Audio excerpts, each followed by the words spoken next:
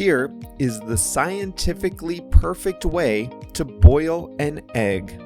Hi there, everyone. It's Jeff, and this is Plain English, where we help you upgrade your English with stories about current events and trending topics. If English is your second language, then you want to get exposure to lots of different words, different topics, and different ideas. And that's why we talk about so many different things here to help you learn words from all parts of life. And today we are in the kitchen, or maybe in a laboratory.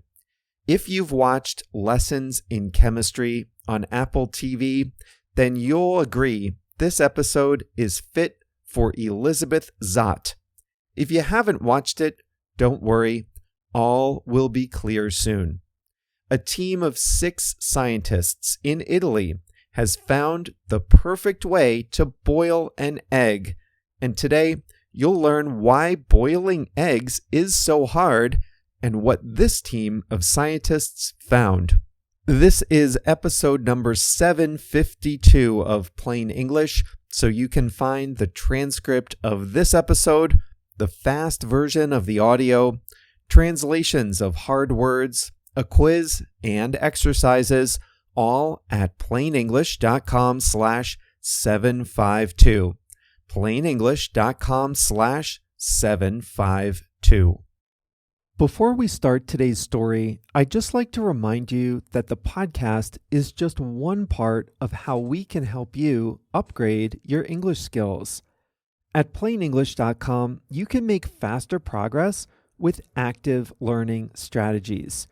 You can take quizzes, do activities, listen to the fast version of the audio, watch video workshops, practice what you learn, and even join a live call with JR and me. It's all about helping you build your skills to become a better, more confident English speaker. Sound good? Go to plainenglish.com to start your free 14-day trial today. Now, let's jump into today's story.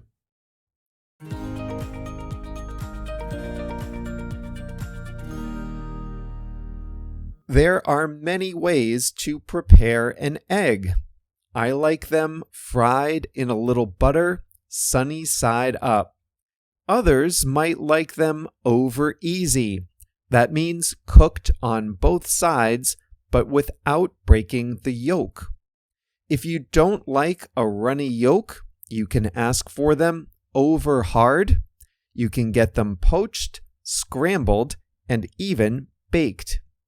You can also boil eggs.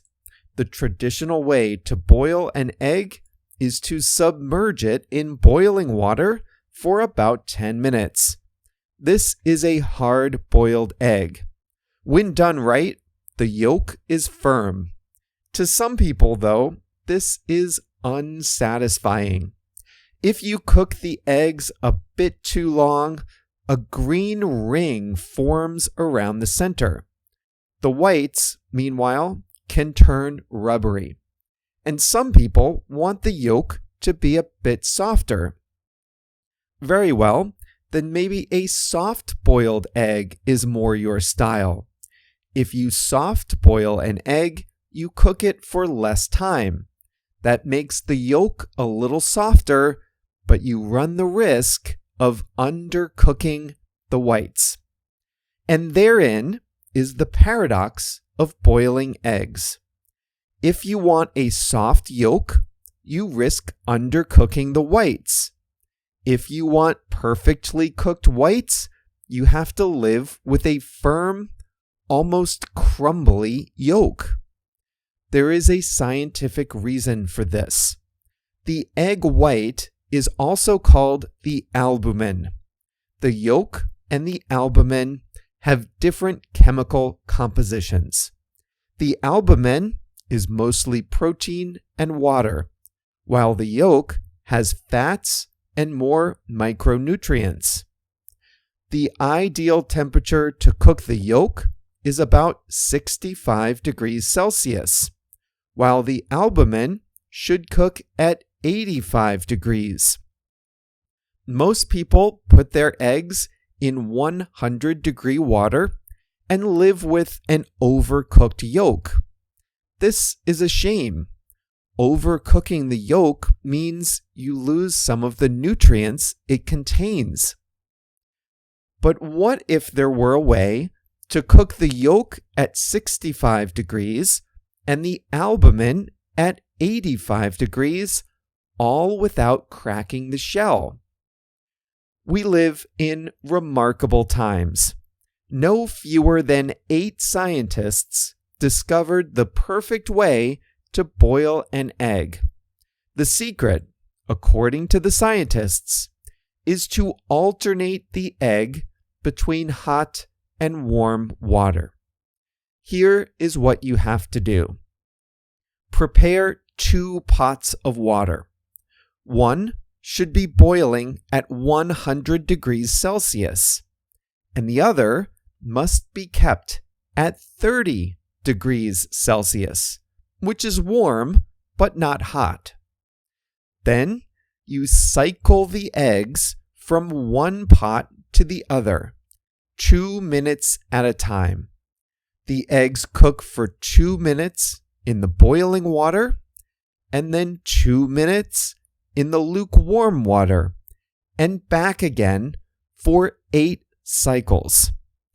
That's 8 2-minute cycles in boiling water and 8 2-minute cycles in lukewarm water for a total of 32 minutes. The reason this works is the speed with which the heat moves from the water to the shell, to the white, to the yolk. When the egg is in the boiling water, the white, which is just beneath the shell, heats up to 85 degrees, its ideal cooking temperature. But before the yolk gets too hot, you move the egg to the cooler water. That means the yolk never gets above 65 degrees, or its ideal cooking temperature. Do this 8 times, and you've cooked both the white and the yolk enough at the right temperature for each part. Voila! Taste testers confirm that this method does indeed produce a delicious egg with a soft yolk and a firm but not overcooked white. Testing revealed that eggs prepared this way preserved more of their nutrients than did eggs boiled in the traditional method. Now, this may be the perfect way to cook an egg, but there are a few drawbacks. First, it's easy to keep a pot of water at 100 degrees Celsius. Just boil it. But it's not easy to keep the other one consistently at 30 degrees. Second, this really does require a person's constant attention for 32 minutes. And finally, after you've gone to all the trouble to cook the perfectly boiled egg, you'll find one more problem. Eggs cooked this way are harder to peel.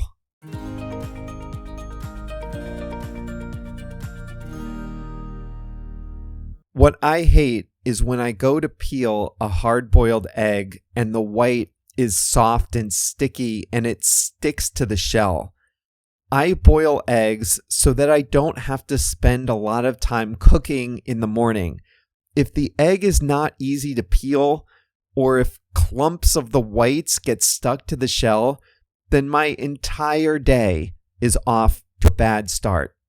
So for that reason, I tend to overcook my hard-boiled eggs. I can live with a firmer, almost overcooked yolk, if in return it means I can have some inner peace as I peel the shell off. Well, I don't think I'll be trying the new method, but if anyone out there does, send me a note and let me know how it turns out. And that's all for us for this culinary edition of Plain English. I'll tell you one more thing. For the longest time, I cooked eggs in a frying pan with just cooking spray on the pan. Trying to be a little healthier.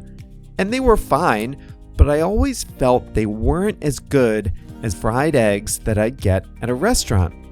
Well, one day, I ran out of cooking spray, so I just put butter in the pan, like people did in the days before cooking spray existed. And oh my gosh, what a difference. The bottom is crispy, the whites cook more evenly. Everything is better when you use butter.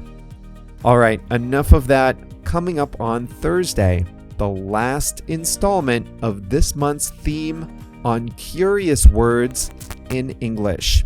That's coming up in just a few days.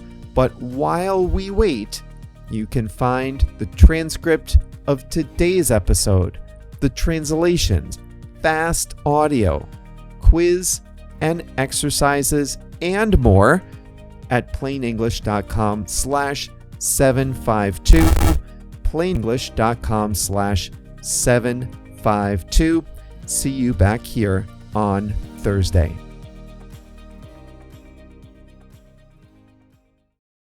I hope you enjoyed today's episode. The version you listened to goes a little slower than native speed to help you understand better. But if you can easily understand this podcast, then you might benefit from the fast version of our stories and expressions. You see, every week we create 2 separate versions of the audio. There's the slow version you just heard, and there's the full speed version.